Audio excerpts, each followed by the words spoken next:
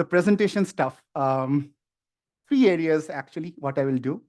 The role of AI, and these slides, I have made it in a way so that there is a description, not like a pointer, so that when you go back and see the slides, you can read the excerpts and can figure out a bit more. So I've kept it that way, but I will not read them all, but I'll read some of them. So the role of AI-powered project management assistance, focusing on generative AI, how it can be your sidekick, as I said. How these tools automate tasks, enhance decision-making, and streamlining workflows. Again, this is not mature to that level yet, but it's getting there. So we want to be on board the train for this one. And then we'll talk about real case use cases, tackle ethical consideration, and again, practical insights on integrating AI into your project management workflow. So if you take just one concept from it, just try out generative AI into your daily life, that would be a success to me. And there can be many ways to do that. I'll just give you a few examples. So, any questions so far? They're good? Okay. So what is generative AI? I will read this. This definition is important. So generative AI, or in short we call GenAI, refers to a class of artificial intelligence systems that have the ability to generate new content, such as text, images, or other data. This is important. That is similar to, but not directly copied from existing examples. This is important. So what it does is, if you were to write a play like Shakespeare, it will not just generate a play from Shakespeare. It will try to be in that kind of rhythm or theme or something. But you can give your ideas. You say, hey, write me a story about a person who did blah, blah, blah, but the language should be Shakespearean, and it will do that. So it's not copied. So that's what I meant here. Now, this is an example. So what I did here is, again, I wish I could show you, live, but this is GenAI ChatGPT 4.0, which comes with a subscription right now. It's a little pricey, $20 per month or so. And it integrates with a lot of AI stuffs. You just need to post the questions that you want to get answers for. Right? So what I did here is I said, generate a picture of a kid playing soccer. And that's what it gave me. And so there's a thing called prompt engineering. Like, if you do this and you want to make, let's say that this is not looking like a real person, but if I next give the prompt, hey, make it a real person, it'll probably do the same. See the other stuffs, the goalposts, the grasses, they're so real. It's like the twinkle of an eye, right? That's what it does. Here are two images depicting a young kid playing soccer in a park. This is one example. Another example which is relevant. Now, what I said was, please generate a mind map for things a project manager should always be on top of. Very easy question, we all know about it. Let's see what it gave me. It gave me budget, it gave me scope, it gave me, what is this? Documentation, it gave me communication, it gave me quality, right?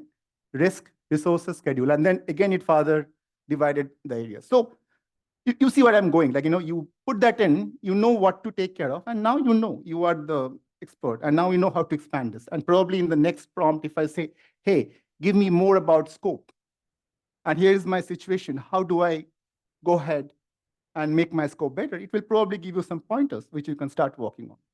So that's the power. Okay, now the next topic, role of GenAI in project management.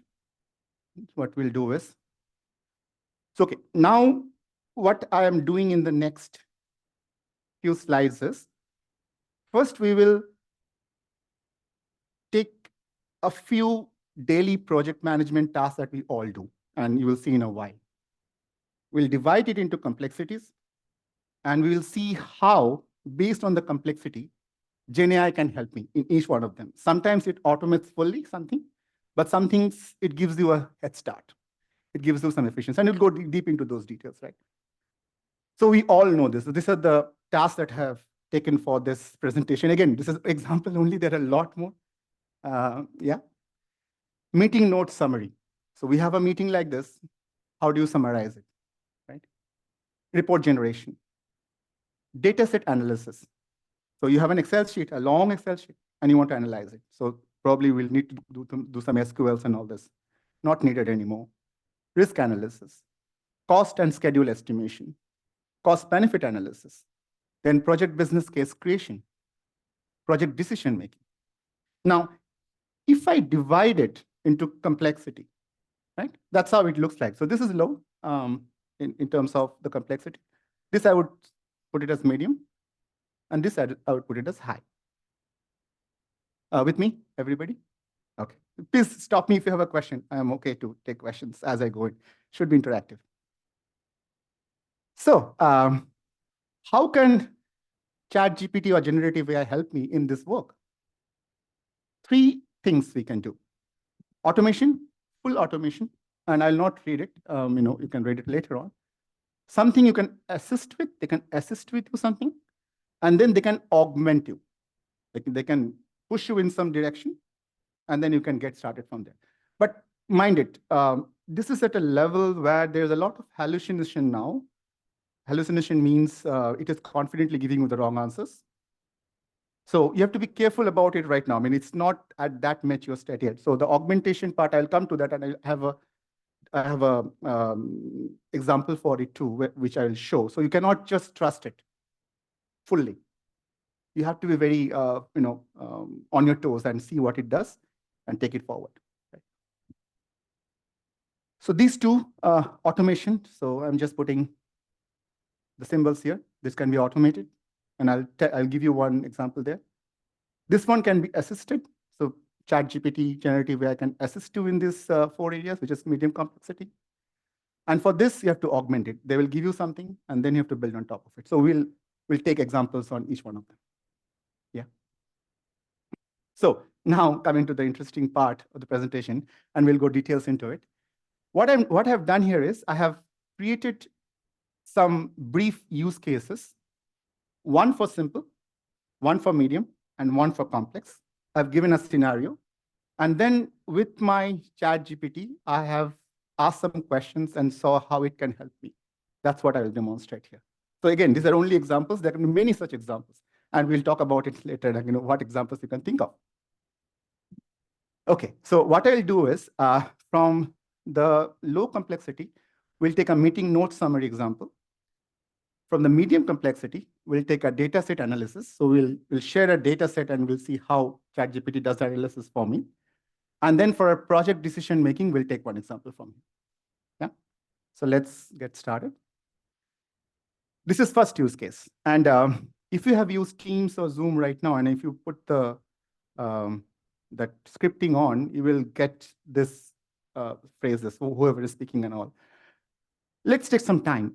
I will read through this so that we understand what the meeting is all about. It's a small meeting now, okay? So a brief project meeting. Person 1, who is Alex. Hey team, let's kick off this project management call. We have got a tight deadline ahead. John, can you update us on the project timelines? Now John is saying, sure, Alex. So far, we are on track with the initial milestones. Design phase is almost complete, and development is underway. But I have noticed a potential bottleneck in testing that might push us a bit. Now, Maria says, testing? What seems to be the issue here, John? Issue there, John. John, well, Maria, it's the integration testing. Some of the components are taking longer to sync up than anticipated, and I'm worried it might spill over into the next phase. Then Chris says, okay, that's a concern. Maria, any thoughts on how we can address this challenge? Maria says, thanks, Chris.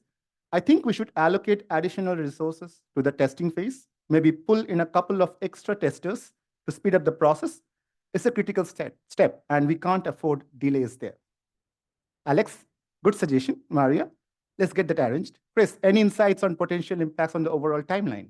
So they're asking some very good project management questions, right?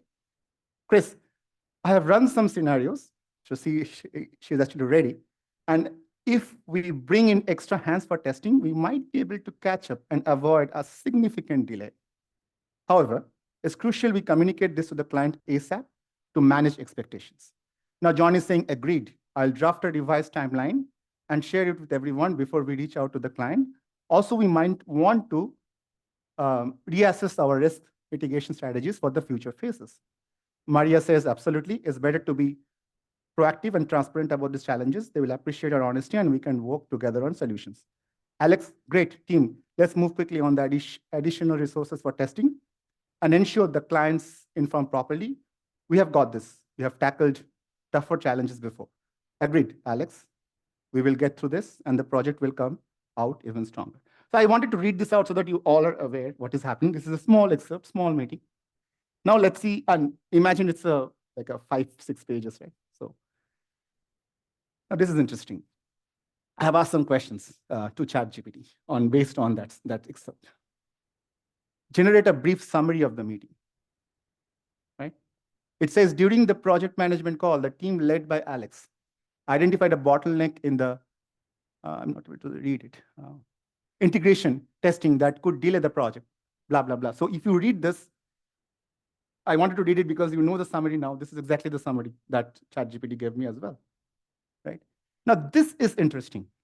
I've asked a question saying, from the excerpt, can you briefly tell me each of the speaker's role or job description within the organization? This is really interesting question, right? Now see what he says. Alex seems to be in a leadership or project oversight role, possibly a project manager or team leader, initiating the call and decision making. True. I'll not read all. John is likely in a role related to project execution, such as development manager or lead, concerned with project timelines and identifying potential issues in the testing phase. Let's talk about Maria. No, Chris, actually. Chris might be in a role that involves project planning or analysis, perhaps a project analysis or scheduler, blah, blah, blah. So what I'm saying is you get it, like, the generative AI got it. That's an interesting question. What was the tone of the conversation? Is it heaty discussion? Is it like a nice alteration and all this? What does it say? The tone of the conversation was constructive and solution-oriented. So it is taking that annotations and nuances that people uses in conversations, right? And this is only reading the excerpts, but there is a higher level AI where it can also take note of your tone, how you're speaking, and hearing it out, right? And see, are you calm? Are you do that and all this? Just a sidetrack, I'll give you one example. So this is a telecom company, and I worked for, and I was doing some project management for them, and people were defaulting on their payment during the COVID times. And they were not taking in calls from humans, the people who were defaulted. They know that it's what this call is about. So they developed a chat bot, which would give them a call. But interestingly, they didn't make it sound human. They made it sound robotic on purpose. Do you know why? Any guesses? Yeah, because people were afraid to talk. I mean, they were not comfortable, they were embarrassed because they know they're not paying. So when they hear a robot speaking to them, hey, are you Mr. John? They were a little bit comfortable. And then the robot actually negotiated some payment. So if you owe, let's say $100, hey, you have defaulted for $100. I have a plan for you. You pay 50 and you're off the hook. And that's not embarrassing for them because there's not a human on the other side. And that company made in that month or 2 months, $2 or $3 million in this collection. And if they know that the person whom they're talking to is a woman, and let's say, and they can figure out from the voice and also their brief profile that under the age of 18, 19, they will give, let's say, a male speaker, but in robotic voice, or a female speaker. That also was done. So that's a great use case. I just thought I will get the story out here. So this is good. And then the last question I asked was, what were Maria's main? You got the idea. I'm not reading it. So what were Maria's main point in the video? So this summarizes you. And if you are not in the meeting itself, by asking these questions and let's say you're providing it to your stakeholders, they get a good sense what the meeting was all about. And this is totally automated. You don't need to write it down right now. Sounds good. Yeah. Come again?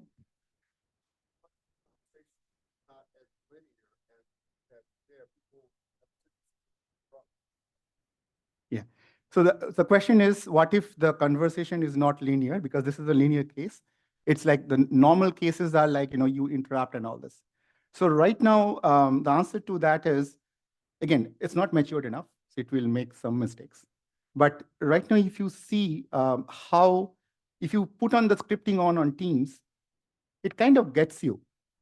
Like, if you are saying, and all, it says, okay, sorry, your name is Rick, that's it. And then John will actually say the sentence. And then while summarizing it, it will take off that sa. So the model is built to take it off, the noise. And that is getting better and better and better and better. But yeah, this is a linear conversation I just created for this purpose. A simplistic example. But you get the idea, right? I mean, what I'm trying to say here is that idea, that willingness, if you can get that, integrated in your life, it might be a better solution for you. That's the idea I'm trying all of you to get out of this presentation. Any more questions on this? Okay, so I'll move on to the next one. This is very interesting too. Now, I'll take some water.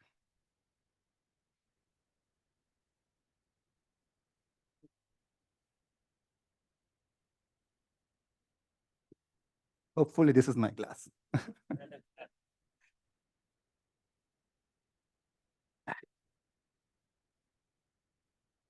So this is an example of a data set analysis where I said the complexity is moderate. I've only taken a few line items. It can be millions of rows. Yeah. What I did was I created this data set. I'll explain what it is about.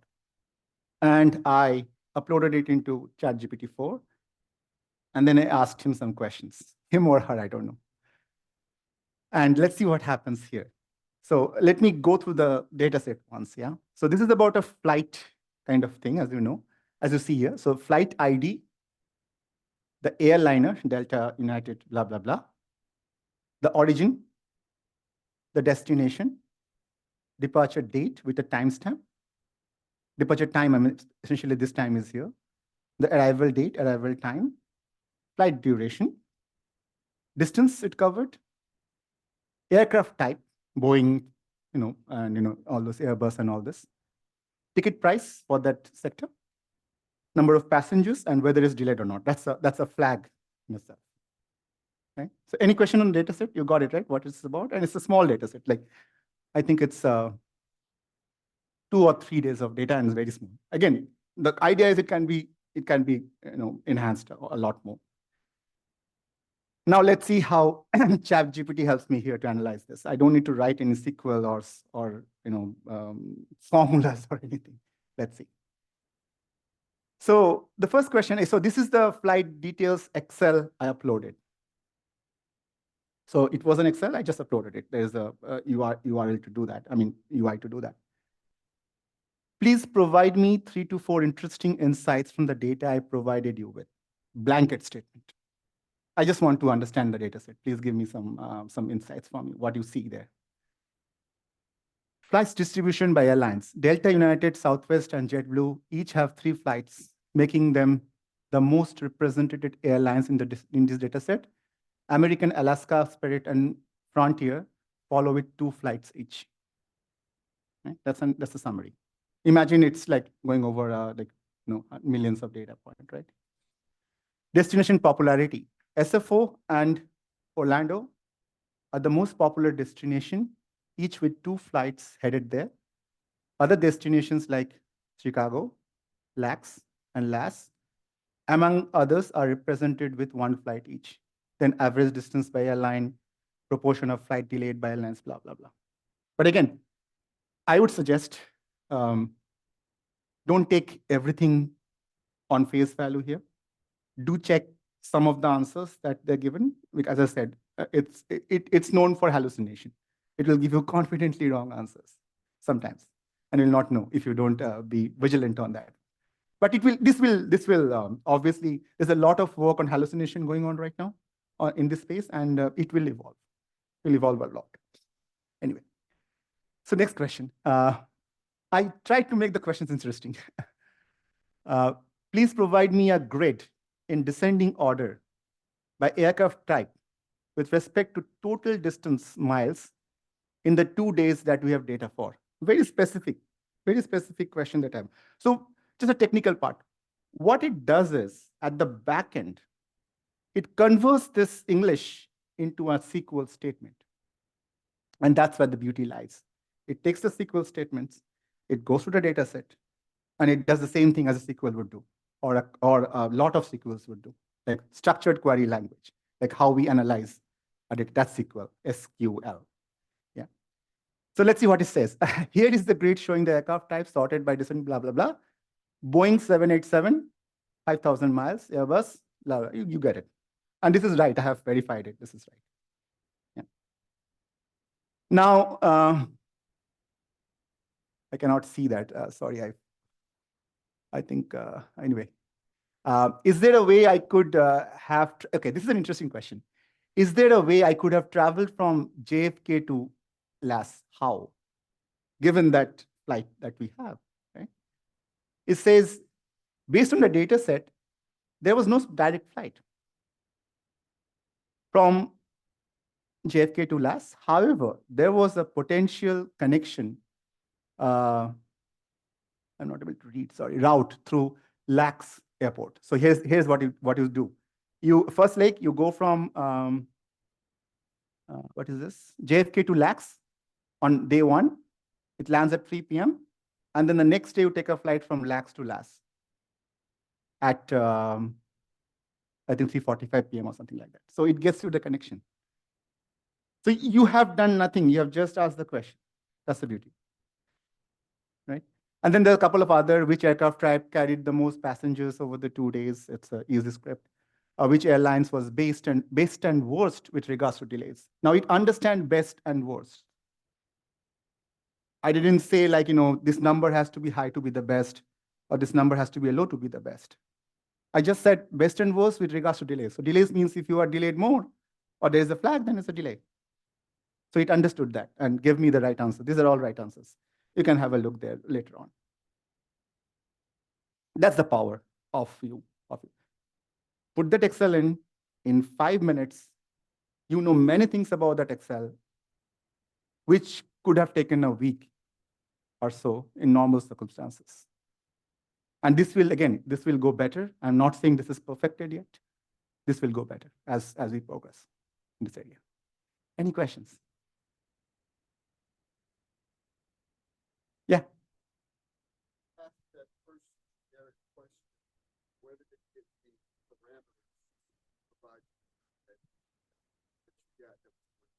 Great question. The question is, when you ask that first question, let me go back. Please provide me 3 to 4 interesting insights. What are the parameters it took, and gave you the answer?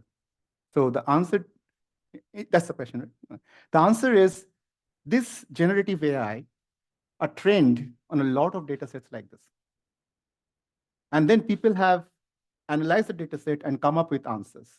So it knows what type of questions are asked and what you are looking for in this type of data sets. It's like millions of data that it has analyzed and been trained on. So kind of it understood your intent, but not really from you, from persons like you. Was I clear? Yeah.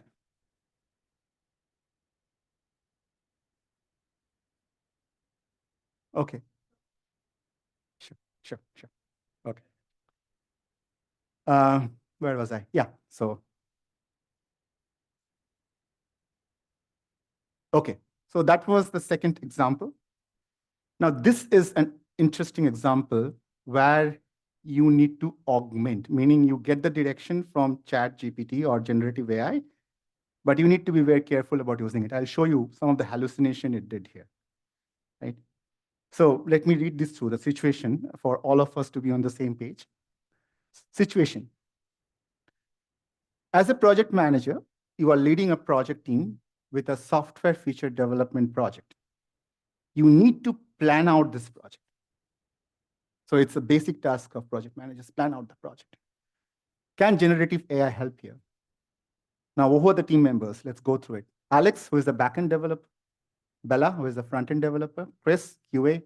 David, UI UX designer. Emma, DevOps specialist. Frank, full stack developer. There's another one, Grace. Harry is a mobile app developer. Irish is a database administrator, and Jake is a technical writer. Now, there are some project constraints. We all know how difficult, or I don't want to say anything there. So it's difficult it is to fit everything, right? So fixed project timeline. The project will commence on January 15, 2023 and conclude on May 5th, 2023, adhering to a 16-week timeline. Planned time off of the team members. Alex is off sometimes. Grace is off sometimes. And Emma is attending a conference in week 12. And this is also to be taken into account. Phase development and milestones. The project will be divided into 4 phases. Planning, design, development, testing, and deployment. We all know this life cycle, right? And then quality assurance will also have to take place in weeks 11 to 12, followed by user acceptance and blah, blah, blah. So this is like a small scenario. It's a small project, 6 months. But I need to plan it out. And this is a huge task. We all get together, that sheet and all, okay, line diagrams and all this. Now, what I have done here is I have just given ChatGPT this scenario, prompt engineering, meaning I have told him or her or whoever, hey, this is the situation. I am going to do a project like this. These are my developers. This is what they do. And by the way, I don't need to explain to ChatGPT what is meant by a backend developer. Same answer. It has been trained on such a huge data set all over the world. It knows what a backend developer does. So by just providing him with these details, only this much, it knows what is happening. And then I give all these details to him as well, or her as well. And said, and this is the question I asked, please provide me with a detailed project plan which will take care of all the constraints. Now, this is not all right. I'll show you the wrong part of it. But you get a head start, right? You see, it is dividing it into a sequential task, database schema design, UI mockups and design prototyping, API development, UI component, database, blah, blah, blah, blah, blah, blah. So it gives you really what are the phases of this project. And again, if you give it more details, it will come up with much more a nuanced answer, to the point answers. And then it also talks about the assigned to blah, blah, blah, days, start date, and it gives a remark. So I will take you one remark. Excludes Grace's vacation period. That was one of the constraints, and it excluded it, right? So I'm sure you can take it and make it into a project plan. It gives you a head start, and it can be very efficient to do it, right, after this. So that's the augmentation part I'm talking about. It will not give you the whole thing, but it will push you in that road or direction. There are some problems with this. First of all, I told him to give it a 5 or 6 months, May, but it did it only for March, till March. It ended the project in March. So maybe I could have done, so I purposefully kept it this way so that I could do a little bit more and say, hey, now the next prompt would be, hey, I want the project to be 6 months, increase the days. And then it will give me a revised version of this. And again, you see here, I'll go back. I have said Alex will be on vacation during week 5, February 20 to 24th, right? Oh, sorry. And if you see Alex's work here, where is he? He has taken 20th as a working day for him. So this is not right as well. He is on vacation from 20th. So I should be more like, direct to him or her, saying, hey, you have to include that date as well, not take it from there. Right? So yeah, this is one example I wanted to show for the last case. Okay, I'll take the questions later, Lisa. Okay, yeah. So challenges and ethical considerations now. And this I'm not talking about, now it's a general overview of AI, ML, generative AI in general, not really based on the use case that I showed you. It's an overall one. Transparency and explainability. What do I mean by that? So let's say there is a forecasting model that I have built, and it forecasts the sale of certain merchandise in my store. Now, if I can't explain why am I showing like a 10% increase in my sales projection, project managers or stakeholders or decision makers will not take it. So I have to make that AI model explainable. And there is a lot of nuances there. There is something called, all the models that are there, many models will give you the output, ensemble model especially, where it's a conglomeration of many models together, where it doesn't explain you which parameter adds to it, which parameter is depletes it, like, proportion, like, inversely proportionate and directly proportionate. It will not tell you. So those are not some problems that we are having in the space right now. Equity and fairness, you all know this, I'll read it out. If GenAI suggests task assignment based on historical biases, such as assigning more complex tasks to male team members, it could perpetuate gender disparities in project opportunities. Big problem. Because we have done that, and to your question, it has been trained on that data, it has seen that data and learned that patterns. So unless we do it, when the gender disparity was not here, that bias will exist. Now you have to be very specific, very, very careful about it because there are implications towards it. Again, that's a whole new other discussion into GenAI. Informed consent and user control. This is something which we are dealing with now. Sometimes the website tricks you into clicking that consent form, whether your data would be used or not. Right? So right now there is a lot of regulations coming in that you can click it. The cookies are no more here; they're going out, and all these things are happening in the industry. Accountability and responsibility. Now, if I say that you have that data set, and Randy, you kind of analyzed it, and based on it, you said to your manager that we should buy United, let's say, right? But that was totally wrong. Now, who took the responsibility? You or GenAI? Yeah, but you can easily pass it. Hey, GenAI said that to me, and you have been using GenAI. Right? So that is not clear at all right now in the industry, with GenAI especially. And there are rules and regulations. I was talking to Lisa, there are compliance rules and things are coming up, but I know it's not yet to the level of GDPR and all in this generative AI space I'm talking. That's an example. And then continuous monitoring and bias mitigation. We talked about it, like biases in it, mitigations in it, hallucinations and all this. Right? So we should take care of this. Now, this is the art of the possible. Think of it 10 years from now. I hope we all will be alive by then. Sincerely hope so. So I'll go through one of this. This is interesting, and let's go ahead. AI enhanced team dynamics. I'll read it out. I'll read this out part. Imagine GenAI analyzing team communication in real time.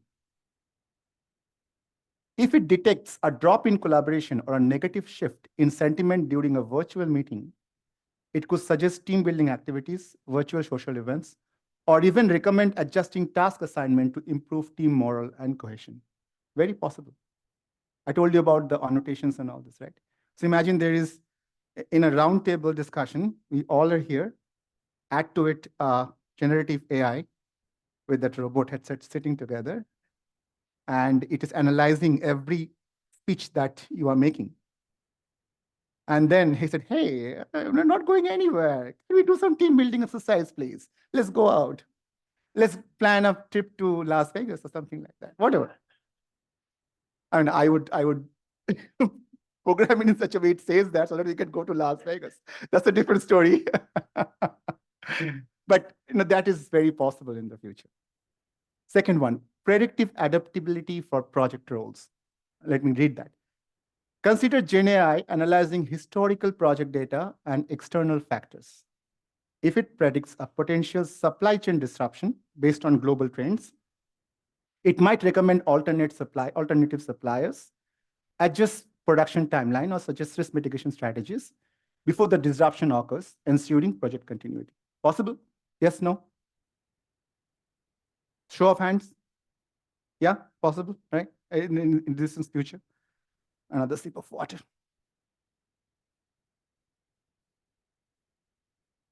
Okay. Now the third one, AI-driven creativity for problem solving. Picture GenAI actively participating in brainstorming session, and that was pure discussion.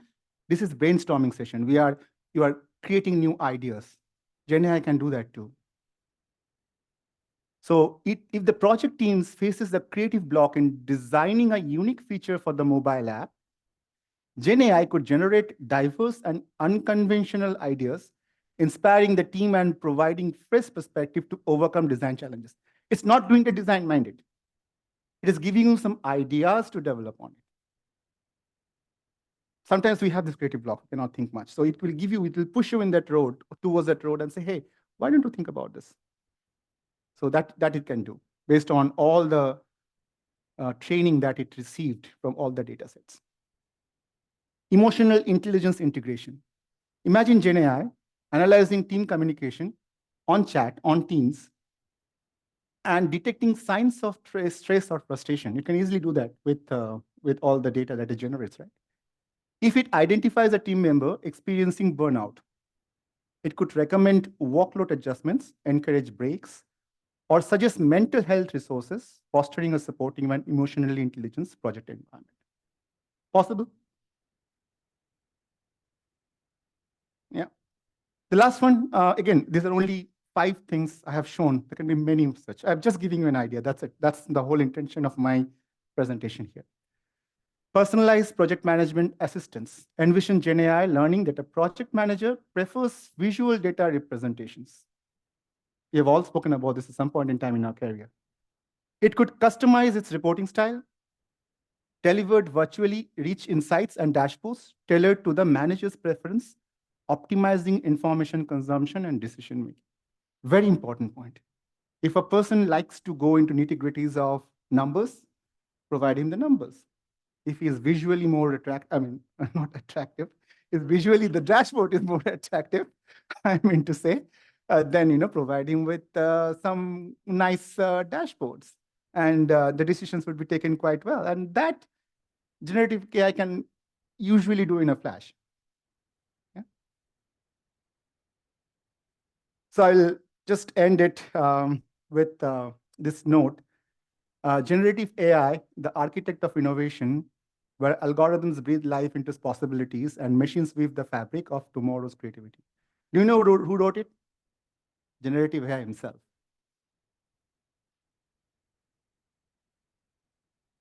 So I would say that's it from my side. Again, my intention is to just paint a possible future. And if I have encouraged you to look at it a bit and see how it can help you in any type of project management, be it your life, personal, be it your career or whatever. I think that's the intention. I would be saying it's a successful one. That's all. Thank you. And questions? Arghya, thank you so much. What we are going to do is we have some questions from our friends in Zoomland, and we'd like to invite you all also, if you're here and have questions, please come on up to the mic. But I'm going to get us started with one of the questions that came in from an anonymous attendee who notes that you have to be careful with GenAI because if it's not in a protected tenant with your organization, the information could end up in a public view. And what they wanted to understand is, do you have any recommendations about best practices for ensuring that kind of confidentiality? Oh, yeah, this is the problem right now. And I haven't tread that path yet. So I'll be a little technical now a bit, but I hope you will understand it. The open AI platform, it's getting trained on all the data sets in the world that is available right now. Before coming to that answer to the question, I'll give you one small statistics, which says that in 2026 or 2027, by GenAI would have used all the data in the world to train itself on, all the, like books, novels, the chats that we use, everything. So that is scary. So it is trained on that. And then if you're using that models inside, there is a realm which can go out, it can go out. So what the industries are doing right now to answer the question is getting that model, bringing it into their fireplace, and it is training that model on the data that they have inside the firewall. So if you're asking a question, hey, what is the process to apply for a leave in the leave management system? That is a question in that environment. So it will go to the data, it has been trained on the data, and it will get the answers to you there. So what all I need to say is a technical question, but you have to make that inbound within your organization. And that is also a system integrations we do. I mean, my team does that also. So that's the answer, actually. So. Yeah, the trick is then just partitioning off and making sure that you have bounds around data sets. That's right. That's right. It's bound around the models and everything there. That's the answer. And it's an IT question. It's a technical question there. Cool. Well, Indrani has asked, can AI convert from recording and summarize, or can it use speech recognition? Yeah, it does. So I'll give you one example to illustrate it. So I was working with a big retailer, and they had a compliance section where you can call and make a complaint about sexual harassment or some unethical things going on. So you can call that number and complain about it. Now, people were not using that number for that company because at the other end, there was a real person. They didn't want to, at least also don't want to give them the tone and who is it and all this, or recognizing. So the solution that they were building was, on the other end, there should be a transcribe, Amazon transcribe and all. So there are things there. When you pick up the call, that AI will talk to you and say, what's your complaint? It will get the one, transcribe the speech into text, analyze it, see what the problem is, and then route it to the right manager to resolve it. So that's one use case. So it is done. So Poly is speech to text and all this. So Amazon Lex is there. So there are a lot of in GCP, Google Cloud, in AWS, in Azure, that is table stakes right now. Speech to text, text to speech, and all this. Very cool. Now, Migdalia is noting that the meeting notes in your example would need to have come from a transcript, and they don't need to have come from a transcript, if I'm understanding you correctly, that while you were reading us from the slide, printed text, what you're saying is GenAI, ChatGPT, can actually process the language that it air quotes hears and then summarize based on that. Absolutely. Because it's and I cannot show you that thing. I've printed that out here, so that's sort of we're on the same page. It's for the sake of the presentation. And there's been another observation here that comes from Adio, and he notes that team meetings, project schedules are often things that organizations like to keep secret and internal to the organization. And so is it safe to share that kind of information with ChatGPT? Yeah. I mean, that's why the first question is relevant here. it's not going outside. So what people are doing is they are getting the OpenAI, what do you call, the models and all into their system, ecosystem, training it on their data and using it internally. And they're giving it a new name like, Sidekick or your whatever. So that is specifically for the employees in the ecosystem who can use it. That data is inbound within that ecosystem. It's not going out. But you have to do some development effort. That's where we come in. We do that for you. Okay. And I'm not quite sure I'm understanding this as clearly, but he added that having BAA signed is the safe way, but do you have any guidelines that we can do that on an open and free ChatGPT version? Yeah, there is an open ChatGPT version. Everybody can download it, and it will give you but the data is till September 22, I guess. So it will not give you for example, if you ask, can I apply for Harvard in this course now, it will not give you the answer because it's not there. But the ChatGPT 4 will do. It will go to Bing, which is Microsoft. It will search the internet, go to Harvard website, search that parameter for you. What's the deadline for that Harvard course? It'll tell you, yes, you can apply. This is the link, go and apply. That's pretty impressive. Now, folks here in the room, questions? Yes, come up, please. Yeah. Please come up. Come up here. So while she We want to make sure that everybody on the phone can hear you as well.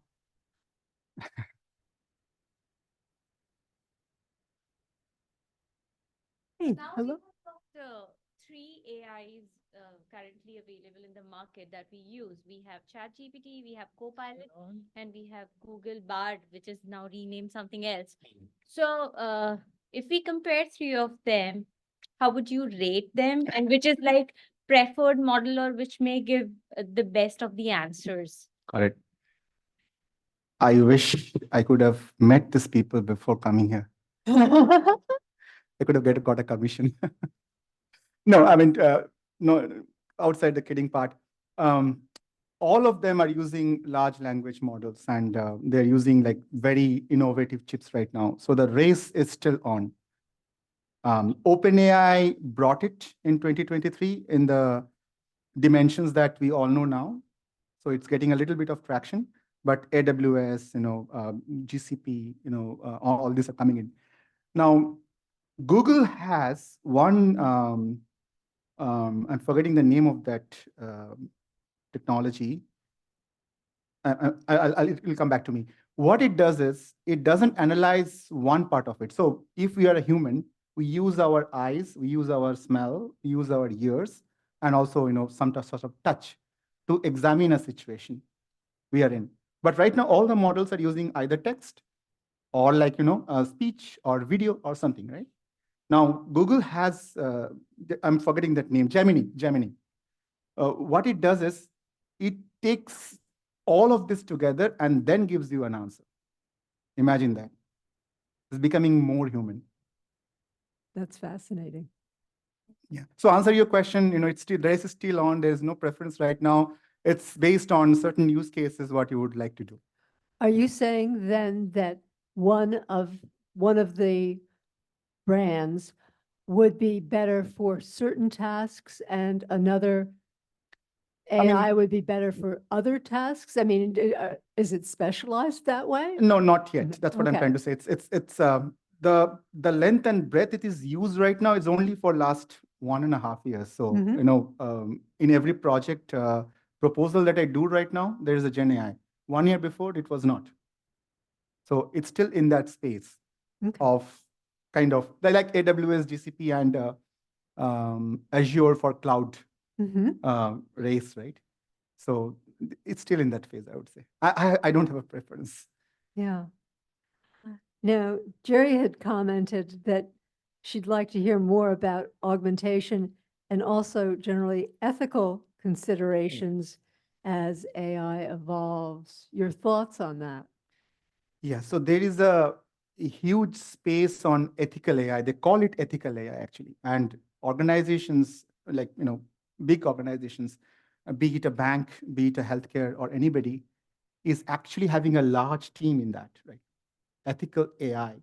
So what they do is, if you're trying to build a model, and let's say you are doing some segmentations, you want to cross-sell, let's say, a credit card or some product of your bank, the compliance and the ethical AI team gets involved right at the beginning to see if there are any biases in it. So let's say you're doing a segmentation based on location or sex or age or color or race, whatever. If they see that, there's a lot of repercussion if somebody gets caught there. So they're getting into it and making it ethical. But again, is it formalized yet throughout the world? No. It's a huge task. We are discussing about it on the table. It's not there yet, in my mind. A personal opinion, though. Good. Adil is also asking for use case one. We can all remember use case one. Is there any Chat GPT agent that we can directly integrate with MS Teams or Slack to automate the minutes? Yeah, Slack, everything, I think it's already there. I don't use Slack, but I think it's already there. This part, which I showed first, is already there. It's not a new innovation.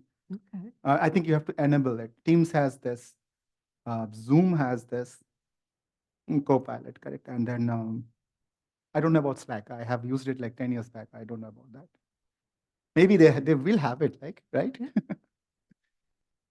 Now, Frank asked an interesting question. How is the Excel file entered into Chat GPT? Does this mean you're just sitting there typing it in, typing it in? No. That would be a long task. No. So you have the Excel. So if you go to the Chat GPT version 4, which is the paid version, there is a small, when you write that, when you write that prompt, there is a small arrow sign there. You click that, and then it asks you, what do you want to upload? You click that Excel file, and it gets uploaded. And then you ask him, hey, analyze this for me.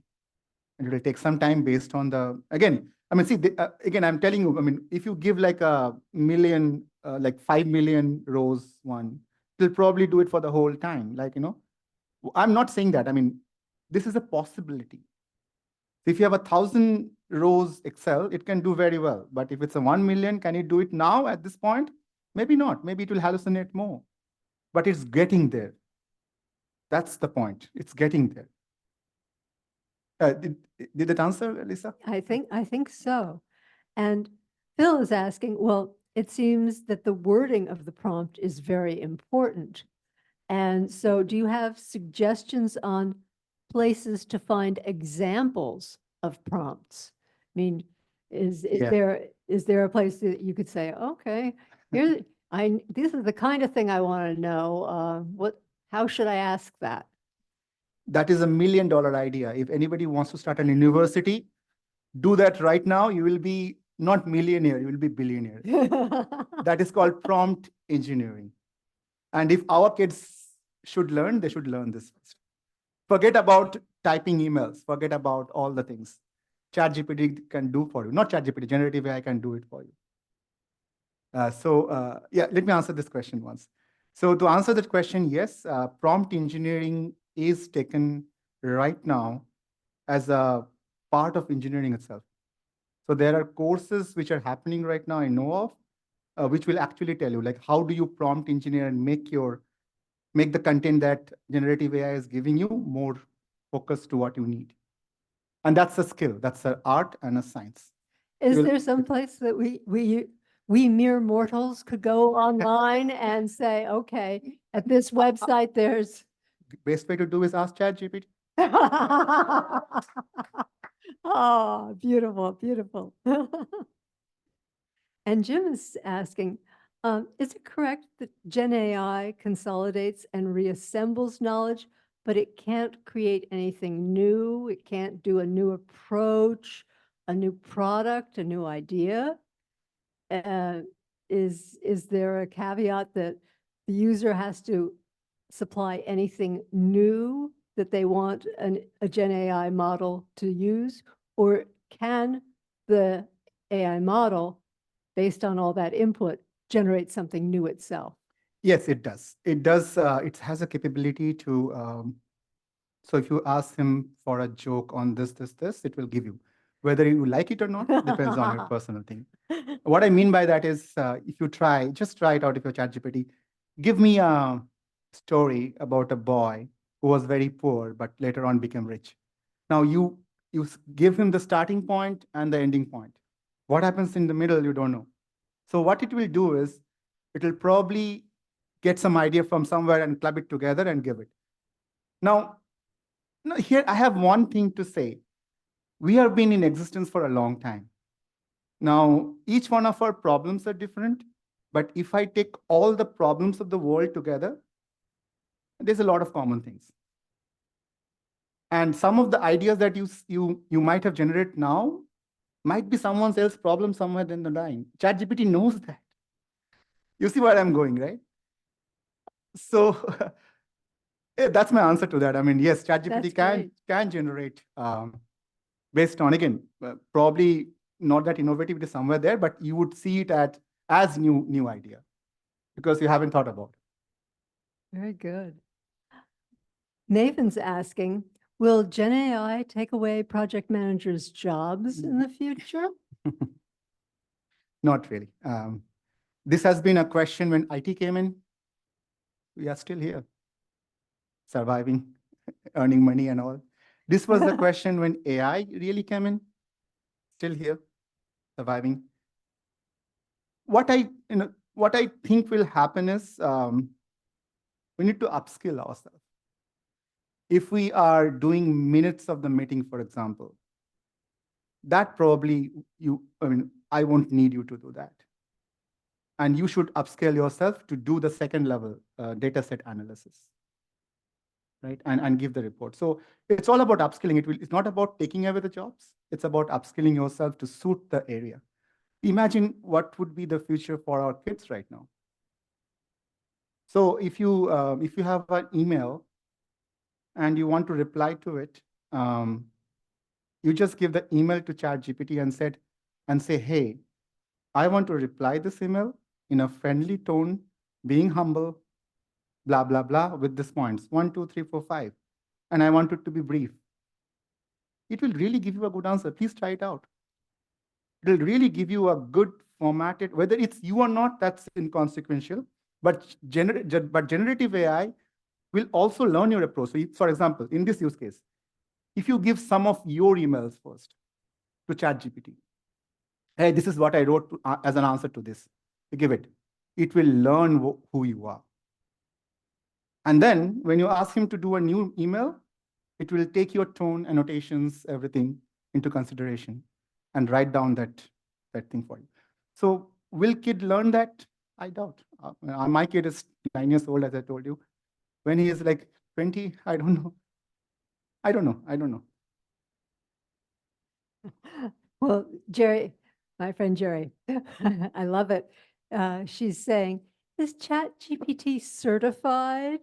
I don't think it has its PMP yet, does it? We should get one. People are going around it. Oh. So the answer to that question is, if you want to learn about the technology that's behind, so technology is at the base of it is pretty simple. Like, the idea is simple. What it does is probability. So what it does is the LLM models, the large language models, it takes a corpus of, let's say, okay, let's take to Shakespearean example. So it takes a corpus of all the Shakespearean novels that you have, right? And then when you say something, one word, it predicts the probability of what would be the next word. It's very simple. There are a lot of nuances to it. It checks the probability of what the next would be, whether it will be A or E or I, whatever, based on all that corpus, what has happened. And then with the highest probability, it gives you that. And then again, when I combine these two, it finds out what would be the next one probability, and then it gives it. That's the basic thing, what ChatGPT does. So why I told you that is if you want to really get certified on generative AI, AWS has one, Snowflake has one, Databricks has one, Azure has one. So every cloud platform that you know about has one generative AI course for them, which you can get certified on. And that's basic. I mean, not too much technologies. You should go ahead and take it. PMI should have one. And they do. So remember, folks, if you have your PMP, if you are a member of PMI, free, there is an intro course on GenAI. So please avail yourself of it. You get a little certification, a couple PDUs. This is a good thing. And I expect that they're going to be doing more in the future. Yeah.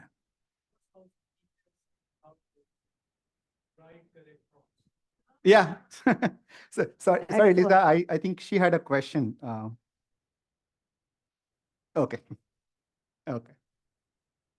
Great. So how can you make the GenAI tools to access internal databases, and how do you maintain information security at the same time?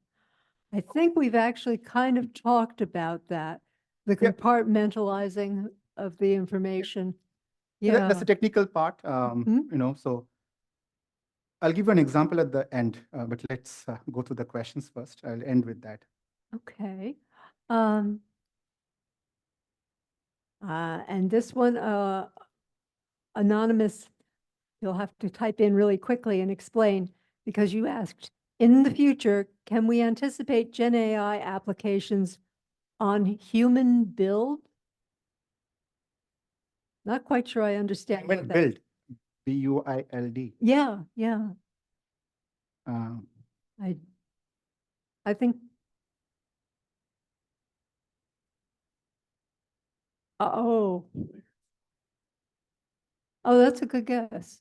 Yeah, could you layer ChatGPT on top of a program that was human developed? I would think so, yeah. I mean, an application, you mean? Yeah. I mean, it's as any AI could be implemented in a product. Like same thing, same concept. Yes, it can. Short answer is yes. It depends on the use case, how complex it would be, but obviously you can. Yeah. Obviously you can.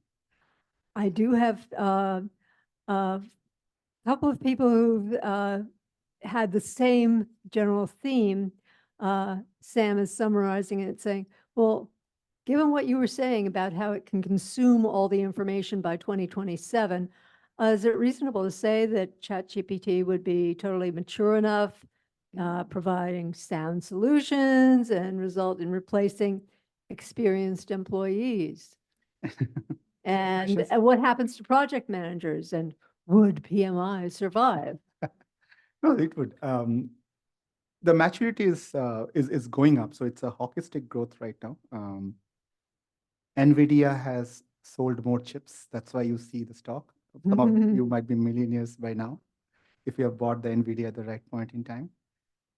So that's one effect of ChatGPT. So when I said it would use all the data that exists in the world to train itself by 2026, it means there is one area which is now becoming very appropriate, which is synthesizing data. That's a big use case of ChatGPT. So imagine, I'll give you one example. Imagine you are at a production plant and there are materials coming in and there are, let's say, nuts and bolts coming out of the other side, right? Imagine this plant. And you want to, before a material goes in, you want to predict whether that nut would be a faulty nut or not, because then you can save on materials. But what happens is this data, you have 1 million data, but out of it, only 1% would be faulty. So you cannot generate a model out of that 1% from the whole 1 million data set. Now, generative AI will look at that faulty data and it will generate more data like that. So that instead of 1%, now you have 10%. Mm. And then and that will not be repetitive of it. It will take all things into account. And then it will create a good model. The first model with 1% would be faulty because it will be biased. Now with 10% of faulty data, it would be more correct. That's a big use case right now coming up. Interesting. Yes, please. Question? Yes, we are This getting can to be the like a top- whole day. we are getting to the top of the hour, and I really want to thank you, Argo, so much for a great presentation. Lisa, can I just say one Please, example? I'll please. take 1 minute. So I talk about the ethical cases and all, right? So one example I want to give it is guardrails around GenAI, which is focused right now. So let's say that you are an HR, I'll take Randy, and you are an HR head, yeah? And you have this chat GPT based, like a chat-based generative AI at your disposal. Now you're asking a question, hey, what's the salary of Argo? Ooh. Right? And ChatGPT goes in to the database, gets a salary, and he said he makes only $10,000 a year. Poor guy. And yeah, that is, you are okay to get that information. But let's say that, Lisa, you are a colleague of mine and you're Mhm. asking the same question. Yeah. You shouldn't be getting that data, No. right? No. So in between the interface of where you type the question and the ChatGPT, there is something called guardrails. Now, when he asks the question, the guardrail knows that he is the HR person. He should be okay with this answer. So it Mhm. has a what do you say, a cycle, like some sort of um, areas there, right? Yeah, So yeah. it talks about it, says, hey, Randy is equipped to do it. Let him have it. So there is a guardrail. There is a guardrail in between, and this is a big use case also. So not all ChatGPT or OpenAI generated response should pass up or down. Either way too. I mean, it should probably be caught at the phase where it's coming down. The question is coming down. It should stop at that guardrail. Here, it will tell you, you are not authorized to ask this question. That's There are sort of rules. like role-based security, Absolutely, isn't it? absolutely. So yeah, that's the one use case I wanted to. We're actually implementing it. Well, I want to thank you so much, Argo, for a great presentation, fascinating stuff.